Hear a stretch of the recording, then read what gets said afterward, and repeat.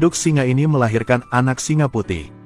Namun bagi singa kecil yang baru lahir, ada banyak bahaya baginya di prairie. Meski induk singa tidak takut pada mereka, karena keselamatan masih yang utama, induk singa tetap memutuskan untuk menuju tempat yang lebih aman. Namun lama tidak mencari makan membuatnya lapar. Ia memutuskan untuk mengambil resiko keluar mencari makan, yang meninggalkan anak-anak singanya di rumah sendirian. Malam berangsur-angsur datang. Bahaya juga mulai muncul. Singa putih kecil ini melihat saudaranya digigit ular berbisa. Dia takut, dari semak-semak dia bergegas keluar. Saat sang ibu kembali setelah mencari makan, dia menemukan masih ada singa putih kecil yang belum kembali. Ia mengaum dengan sedih. Keesokan harinya induk singa berlari mencari anaknya. Namun hujan tadi malam meninggalkan banyak jejak. Ia tidak dapat menemukan keberadaan anaknya. Untuk bersembunyi dari perburuan serigala, singa putih kecil ini bersembunyi di pohon dan ketakutan. Saat ini seseorang datang untuk mengusir serigala itu. Namanya Ade. Dia dari sebuah suku yang dekat dari sini. Melihat seekor singa putih kecil di pohon, dia tidak bisa mempercayai matanya. Karena singa putih di sukunya dipuja sebagai dewa. Untuk menjaga keselamatannya, Ade berjaga semalaman di sini. Tetapi ketika dia bangun, dia menemukan seekor singa tua. Pada saat ini, singa putih juga melompat turun. Ketakutan dan lari ke ibunya. Dan induk singa pun mengeluarkan auman, seolah berterima kasih kepada Ade yang telah melindungi anaknya. Kemudian induk singa membawanya kembali ke kawanannya. Namun karena warna bulunya berbeda dengan singa lainnya, singa putih kecil itu tidak diterima banyak sambutan di sini. Untungnya, Raja Singa masih sangat baik padanya. Di sini dia masih mendapat dukungan yang baik. Dengan begitu, singa putih menghabiskan masa kecil yang indah. Tapi bahaya masih mengintai tempat ini. Ada dua singa besar yang datang tanpa undangan. Karena jumlah umur dan jumlah anggota pihak lawan sangat banyak, Raja Singa dengan cepat dikalahkan oleh mereka. Sekarang penguasa di sini telah berubah. Dikatakan bahwa orang yang baru menjabat akan mengalami konflik. Setelah menjadi Raja Singa, hal pertama dilakukannya adalah membunuh semua singa dari kawanan sebelumnya. Ini memberikan kekuasaan absolut kepada singa yang baru dilantik. Setelah kabur dari sana, singa putih ini beristirahat. Tetapi sekarang dia telah kehilangan semua temannya. Singa putih ingin bergabung dengan kelompok singa baru ini. Tetapi tanpa perlindungan Raja Singa, kelompok singa baru tentu saja tidak menerimanya. Singa putih hanya bisa pergi.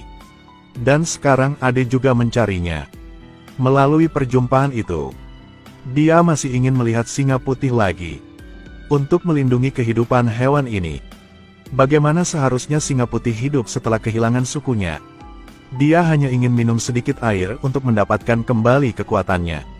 Tapi dia juga tidak menyangka tempat ini berbahaya. Untungnya dia bereaksi dengan cepat. Yang lolos dari mulut buaya. Tapi begitu dia berbalik, dia ditakut-takuti seekor buaya yang lain. Singa putih tidak sengaja jatuh dalam air.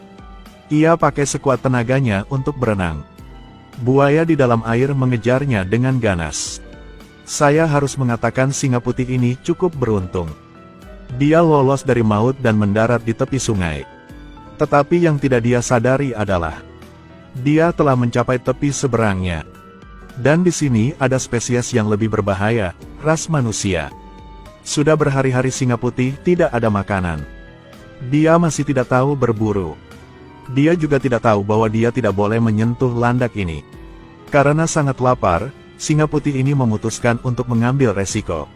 Setelah beberapa saat, dia menerima kekalahan. Landak juga memberinya duri-duri sebagai hadiah. Keesokan harinya, dia sangat lapar hingga pusing. Target berikutnya adalah jerapah. Singa ini sangat percaya diri. Untungnya jerapah ini tidak peduli padanya. Hanya perlu beberapa langkah panjang untuk melarikan diri. Tetapi singa putih ini tidak tahu bagaimana mengukur kekuatannya sendiri, tetapi membidik sang gajah. Bahkan singa besar pun tidak berani menyentuhnya. Gajah besar mulai berlari ke arahnya sambil mengol. Singa putih berpikir untuk sementara, lalu ia tetap berlari. Segera dia bertemu singa yang lebih besar darinya. Tampaknya dia berpikir bahwa mengikuti kakak besar akan mendapat makanan. Jadi dia memutuskan untuk lari di belakangnya. Sampai keesokan harinya, singa ini menangkap antelop. Ketika singa kuning datang ke tepi sungai untuk meminum air, singa putih baru saja keluar saat ini. Tanpa meminta apa-apa tetapi mulai ingin makan. Sekarang singa kuning dengan cepat kembali. Untungnya, singa kuning sangat murah hati. Berbagi mangsanya dengan singa putih. Di sisi lain, Ade masih mencari keberadaan singa putih. Dia menemukan bulu burung. Dan dia juga tahu, singa putih telah memasuki tanah yang dihuni manusia. Beberapa hari kemudian, Ade menemukan antelop sedang dimakan. Dia tidak jauh dari singa putih itu saat ini. Saat ini, sebuah mobil lintas negara datang di depannya. Di dalam mobil ada seorang pemburu di tempat ini. Karena kemampuan Ade untuk menemukan binatang sangat luar biasa, pemburu memberinya pekerjaan untuk membantunya mencari mangsa. Saat ini singa putih tidak tahu cara berburu. Ia hanya mengikuti singa besar untuk meminta makanan. Mereka langsung ke tempat yang sangat berbahaya untuk menangkap ayam-ayam yang ada di dalamnya. Mereka mulai dengan kasar menghancurkan kandangnya. Tidak lama kemudian semua ayam sudah tidak ada lagi. Saat peternak kembali, semua ayam yang dia pelihara hanya tersisa bulu ayam. Mereka memakan sampai kenyang. Tapi yang tanpa mereka tahu adalah manusia menyimpan dendam untuk waktu yang lama. Untuk menangkap pencuri ayam, petani membuat jebakan. Tetapi kedua pencuri itu masih tidak tahu bahaya mendekat. Dibawa ke pemimpinan kakak besar. Sekali lagi mereka datang ke rumah petani. Seolah-olah itu adalah restorannya. Singa besar menyerbu masuk terlebih dahulu. Seperti yang diharapkan, dia jatuh ke dalam perangkap. Sambil menggigit mangsanya, pintu besi tiba-tiba tertutup. Saat ini sang petani juga membawa senjatanya. Melihat seekor singa di dalam kandang, lalu melihat seekor singa putih dari kejauhan, dia menembak sekali. Melihat tragedi ini dengan matanya sendiri, singa putih merasa patah hati. Keesokan harinya, petani itu menjual singa yang dia tembak kepada pemburu, yang juga bos Ade. Dari percakapan mereka, dia mengetahui bahwa ada singa putih yang melarikan diri. Ade sekarang ingat itu adalah singa yang dia cari. Dalam hati dia diam-diam berdoa agar singa putih tetap baik-baik saja. Tetapi singa putih tidak lagi memiliki perawatan dari sang kakak. Mulai berkeliaran lagi. Dia terpaksa belajar menangkap mangsanya sendiri. Hanya dengan mengandalkan diri sendiri seseorang dapat menjadi kuat. Untungnya dia berhasil. Ini adalah pertama kalinya ia berhasil menangkap mangsang. Ini bukan hanya awal yang baik tetapi juga membangun kepercayaan pada diri sendiri. Hari ini dia menemukan seekor macan tutul. Baru saja melihatnya, macan tutul berpikir bahwa singa putih mudah diganggu. Jadi dia bergegas untuk menakut-nakutinya. Tapi singa sekarang sangat kuat. Menghadapi macan tutul itu dia tidak takut. Menghadapi macan tutul itu tidak takut. Kemudian dia mendapatkan mangsanya. Karena latihan sebelumnya, singa putih itu mengenali bahaya dari manusia, yang juga membuat keberadaannya semakin sulit ditemukan. Hingga baru beberapa tahun kemudian, Ade bisa menemukan keberadaannya. Tetapi sekarang singa telah dewasa. Ia telah menjadi singa yang kuat, yang warnanya putih dan bersinar di bawah sinar matahari. Berpenampilan seperti seorang raja, yang memiliki tubuh yang kuat dan cakar yang tajam, yang membuatnya semakin tidak khawatir soal makanan. Sekarang sebuah pesawat terbang.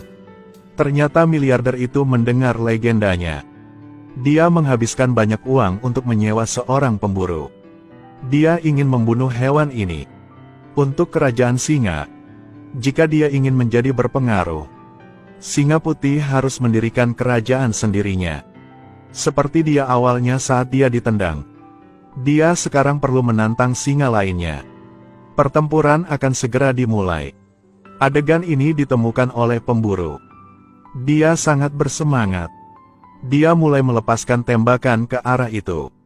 Tetapi tembakan ini mengenai Raja Singa. Ketika dia hendak menembak lagi singa putih, Ade bergegas keluar. Singa putih adalah salah satu dewa di suku mereka. Jika ingin membunuhnya, bunuh dia dulu. Tetapi pemburu juga memiliki ekspresi yang berbeda. Dia menghentikan orang kaya. Setelah itu, pemburu menembakkan senjata di udara. Singa putih takut dan melarikan diri. Tidak lama kemudian, singa putih pun menciptakan kerajaannya sendiri.